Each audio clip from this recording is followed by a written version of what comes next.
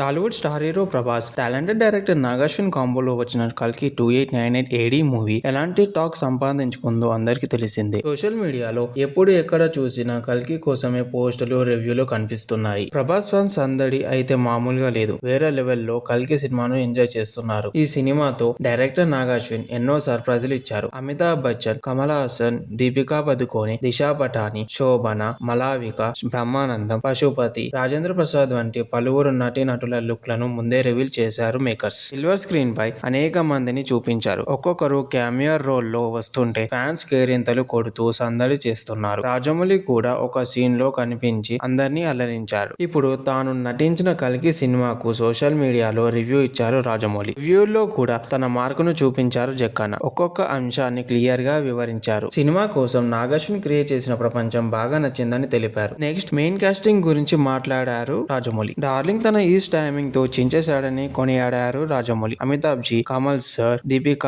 మంచి సపోర్ట్ ఇచ్చారని తెలిపారు. సినిమాలో చివరి 30 నిమిషాలు తనను కొత్త ప్రపంచంలోకి తీసుకెళ్లిందని చెప్పారు. ఇలాంటి అనుభూతిని పంచిన నాగార్జున తో పాటు వైజయంతి టీం ని కూడా ధన్యవాదాలు తెలిపారు. వాళ్ళంతా ఊహకు అందని విధంగా సినిమా తెరకెక్కించారని ప్రశంసలు కురిపించారు రాజమౌళి.